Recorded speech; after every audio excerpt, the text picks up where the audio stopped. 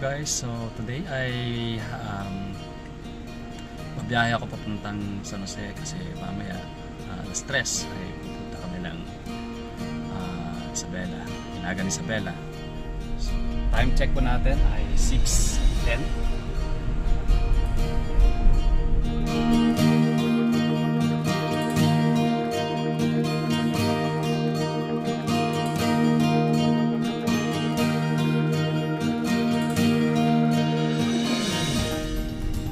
Okay guys, so papasok na po tayo ng city proper ng San Jose.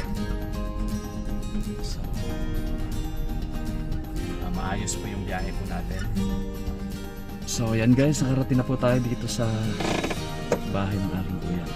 Mag-stay po tayo dito ng ilang oras, tutulog. Papahinga ng konti.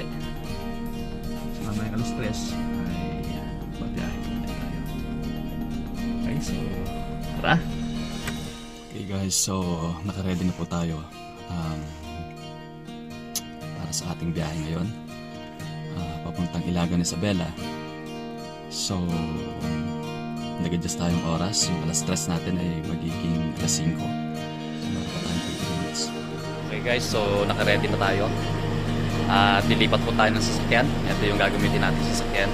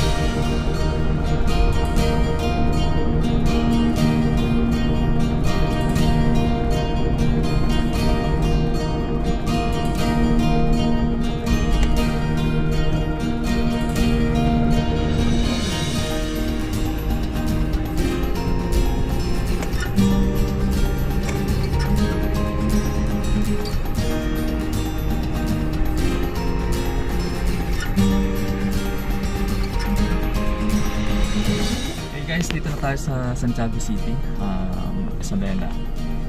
Oras natin alas 8 ng umaga. Umalis tayo doon sa San Jose quarter to 5.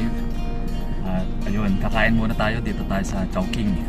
Kaya lang, bawal ang dine-in. So, take out tayo.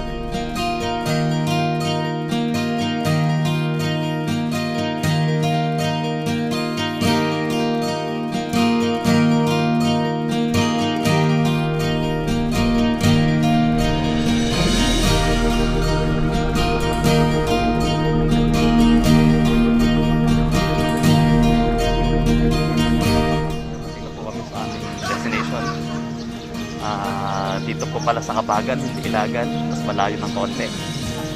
So,